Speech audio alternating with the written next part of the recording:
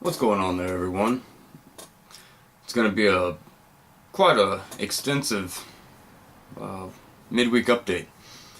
There's a lot going on. I'm going to try to keep some of these stories fairly short because there is just quite a bit that's been going on. Of course, I want to start out with the thing that's been happening the most here lately, and that's big tech censorship. Now, it just keeps getting worse and worse, and it's going to keep getting worse and worse. It's bad. The most recent thing that I'm sure most people have heard about by now is that Twitter banned an Alexandria, good lord, Ocasio-Cortez parody account for manipulation. Said they were spreading fake news and fake information. It's a parody site. It clearly labels right there in its names, it's a parody site. I don't know what they're trying to prove here other than they're just proving our point, and anybody who denounces or talks anything negative about the left will be silenced because, yeah, they can do that. They can do that. Oh, it's a private company. I understand, but it's also a public forum. It's where everyone goes to get a lot of information. It's as much as, like I've said it before, and I'll say it again. As much as I absolutely hate government regulation, we need an Internet Bill of Rights now more than ever. It's becoming so polarized. It's becoming unhealthy now. They're turning it into a bubble. This is what they're doing. This is what Twitter, Facebook, all that. They're turning into a bubble for the left. And that should be unnerving. That should be very unnerving. But it's wild. It's wild because even the statement that Twitter put out, let's see if I can find it. Yeah, they're not really saying much in that statement. Where is it? Here's the Twitter rule. The company said the account broke. While you may use Twitter pseudo-anonymously or as a parody, commentary, or fan account, you may not use misleading account information in order to engage in spammy, abusive, or disruptive behavior, including attempts to manipulate the conversations on Twitter. What does that even mean? It's a parody account. It's a joke account. It's this is where we're at. This is where we're at. If you have any lean from or to the right from center, you are being silenced. If you're not going to be, it's just a matter of time. That's what it is. It's just a matter of time. All you have to do is go against the grain just enough for your stuff to get a couple shares, and bam, the wrong person sees it, they'll flag it, and guess what? You're going to be banned. Or even temporarily banned, but that puts you on the radar. And this comes after, Sargon of Akkad, Laura Loomer, Milo Yiannopoulos, Farrakhan. But none of these people should have been banned. No one should be banned unless they're promoting violence. But the left does that all the time. The left literally does this all the time. We have major news publications that are doing this all the time. Telling people to dox people. Telling people, surround this person wherever you see them. Harass them. Punch a Nazi. And when it comes to that, the left thinks anybody who is not a social justice warrior is a Nazi. So they're just saying punch everybody. Doesn't make any sense. Doesn't make any sense. And now you got Jeff Bezos. He's getting I haven't fully read up on it yet, but he's starting to manipulate more of the news groups that he owns now. And it's, like I said, it's going to get a lot worse before it gets any better. It's going to get a lot worse before it gets any better. This is something that the government is probably going to have to step in and say, hey, on American servers, Americans can say what they want, and you can't ban them for it. Unless it's promoting violence. But most people denounce violence anyways. Most normal people. And that goes for most normal people on the left and the right. We're generally talking about fringe groups. I'm generally talking about fringe groups on the left when speaking about the left. Generally. But, as you can see, more and more of the mainstream left people that were considered more center-left in that ballpark are drastically going further and further left. The whole Democratic Party is going further and further left. Yes, there are far-right people, not a whole lot. And you don't see the right clamoring to go far right. You see us kind of staying kind of in the middle of center and far right. We're in the middle of that. We have become more conservative, I do know that, but I think it's just being kind of accidentally forced upon us because the left's gotten so out of control with stuff that we've kind of just started doubling down on our beliefs. I don't think that's becoming more conservative. I think we just are doubling down on what we believe because the left doesn't seem to believe in anything good, so we got to try to promote what good we believe in. But let's go on to the next story because we all know this story is just going to keep going and going and going because it's literally playing out as we speak. Speaking of odd leftism, how about CNN? CNN.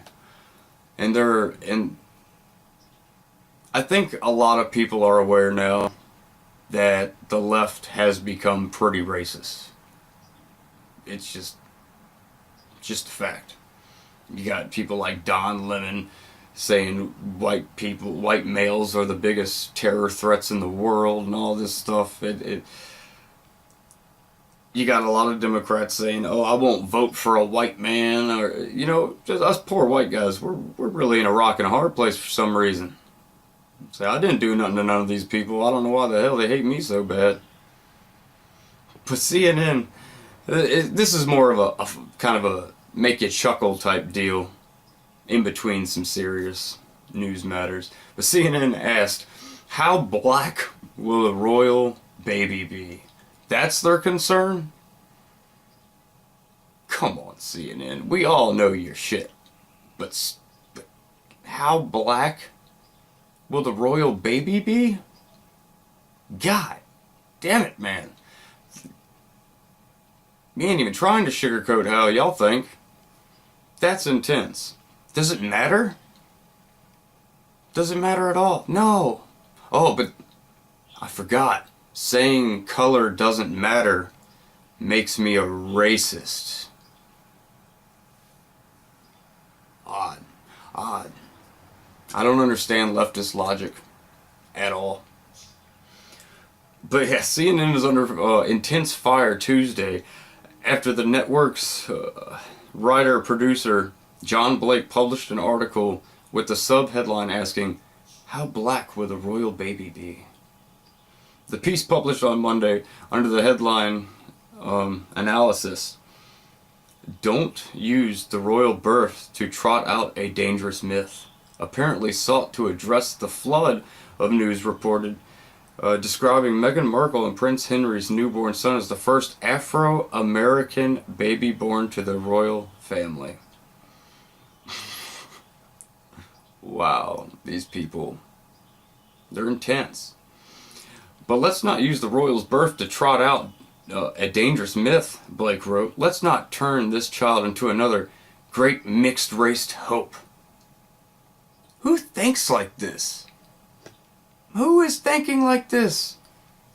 These are people that have something seriously going on inside of their head. If this is what they ponder hard enough to write an article about it, these people are sick.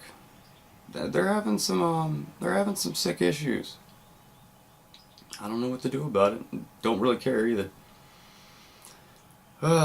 Blake offered his readers an alternative outlook on which they might view the newest addition to the royal family. One, he said, is divorced from the current racial obsession and worthy of celebration. One that is divorced from the current racial obsession. That doesn't... What? What? The headline to the article... These people have lost it. I just don't understand. It's comical, really. Imagine a child born to a couple like the Duke and the Duchess, and no one obsesses over their racial mixture, or how white or black they look. Imagine if that child was born with dark skin, a wide nose, and kinky hair. Racial stereotype much? Jesus. And people would still call that child gorgeous, Blake wrote in conclusion. All that would matter is that the child has two parents who love him or her, and that's the kind of fairy tale I'm waiting for. That's what's happening. That's what's happening. Y'all are the ones worried about that. CNN people are the ones worried about that. None of us, most of us Americans don't even give a shit about the royal baby. I mean, no offense, not saying the baby's not great or nothing, because that's awesome, it's a baby, babies are awesome. But, that has nothing to do with us. None of it has nothing to do with us. But this dude, this article, wow, I'm going to put the link into this, and I will say, as disclaimer, it is for Breitbart. Breitbart can be a little hyperbolic on things, but this is quoted. These are actual quotes from this guy from CNN, so it's not Breitbart's spin. This is what the guy actually said. But just go through and read it for yourself and just listen to the hypocrisy and just full retard that this guy is. Wow. It never ceases to amaze me what leftists will say next. You know, it's always a pleasant surprise. Because you know what they're going to say. It's going to be something completely ridiculous. Oh, let's get back to some serious stuff. I just wanted to put that out there because I found it quite hilarious and shocking the way that man worded this. Okay. Back to serious news. The border situation. Now, we've been talking about the border for the better part of forever. I mean, conservatives have been talking about the border since before Trump was elected because, you know, it's kind of important. Even Obama thought the border was pretty damn important. It's just this new Trump derangement sect of Democrats they don't care. They don't care about anything except obstructing whatever the president wants to do. Even if the people are behind the president overwhelmingly, and they just don't care. Not saying that is the case or isn't the case. I'm just saying. Now, U.S.-Mexico border apprehensions have risen to historical highs. We're at the first 6 months of 2019. There's already been over 361,000 border apprehensions. Those are people we've apprehended. That's not the number of people that have came here. That's just the number of people we have caught coming here. That's intense. That is intense. But and it just keeps rising. The numbers keep getting greater and greater each month. It's pretty intense. We're looking at 200 to 300 people a day in most cases.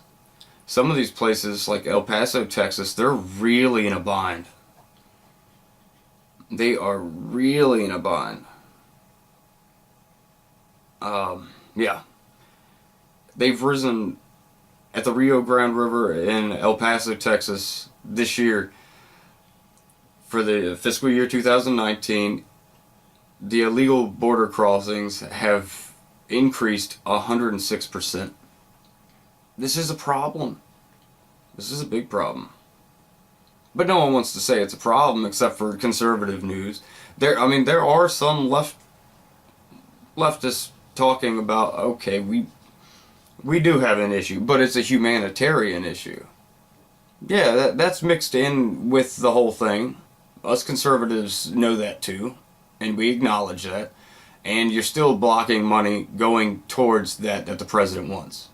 He specifically asked for money for the humanitarian issue, not to build walls, here recently, and they still don't want to give it to him. So, what are you really about? Are you actually trying to fix somewhat of the humanitarian issue down there, or are you just saying that's what you want money to go to, blocking it, just to say, oh, but we want the money to go down there, we just don't want it to go towards the wall? Even though that wasn't part of that situation. It doesn't make any sense. But nothing the left's doing is making any damn sense. Nothing they do makes any sense. But yeah, the numbers, like I said, are staggering. But good news is that the courts just upheld Trump's order to hold the migrants in Mexico, which is a huge and stunning victory. One that probably will not be talked about much unless you watch something like Fox News. They're the only ones that are going to cover that probably. But that is huge. That's big news. So they can file their asylum claims and wait in Mexico instead of being just released into the country. Because, they're not going to come back. I don't know what the exact percentage is recently, but I know it's like 10% or something come back to their court here. And it was a ridiculous number that was very, very low. Very, very low. The number... the number of Border Patrol agents at the U.S.-Mexico border rose sharply during the late 2000s, but has fallen since fiscal year 2013. And right now, it's looking like there's probably about, realistically, a little over 17,000 people to patrol 2,500 miles or something, 2,800 miles of border. Those numbers ain't looking good. We definitely need a smarter wall. That's for sure. We need a smarter wall. A lot more sensors. We need sensors that are away from the wall. Instead of putting the sensors on the wall, have some on the wall, but have them 10 foot out. 10 foot out from the wall. That's still our land right there, so we can put another sensor there. Just as a little bit of added bonus. That sensor will pick them up. You have a little bit more of a chance to get there once they actually start trying to get over the wall or whatever. But we do need a smarter wall. I'm not a big fan of drones. I just find them creepy. But I could see them using those too. The problem is that our just whole immigration system needs reform.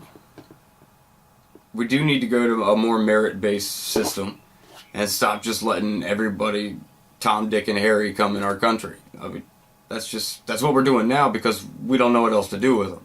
No, they need a merit-based system. We need to be able to work with these countries, getting background checks, this, that, and the other. Will it happen? Probably not. It's hard to get other, like South American countries to play ball. A lot of their leaders are kind of... I'm not going to talk anything about their leaders. But you know where I'm going with that.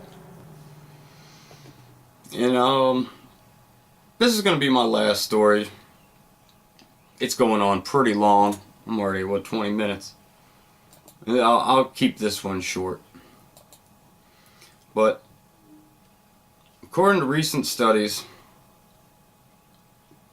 11 Christians get killed every day for their decision to follow Jesus. Why isn't this being talked about more? Fox News came out with a study, or a whole freaking program about the genocide, or near genocidal levels of Christians around the world here recently. It's like 4 days ago or something like that. Why isn't anyone talking about this? Does anyone else see that religious, like, attacks are happening much more frequently here lately? And it's not just one religion, not just two religions, it's religious attacks. People are being persecuted in 2019 for a religion they believe. Christians are being attacked here lately. Muslims have been attacked here lately. Jews have been attacked here lately.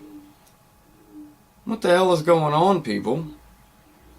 I don't know. This is worrying, because it's like, okay, so are we on the cusp of another great religious war? Like, what is really going on here?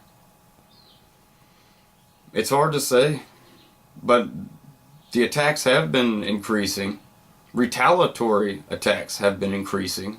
Here recently, everyone knows of the Easter massacre in Sri Lanka, where Catholics and Christians were out celebrating, and some Muslim extremists came out and destroyed or exploded a bunch of devices, and the result was like 400 people being killed. 400 or more people being killed, which is a travesty, of course. What happened in Christchurch when that guy went in there? I don't think he was religious at all, honestly. I think he was more of a nut job, from what I read in his manifesto. He was just kind of a nut job. He was very contradictory.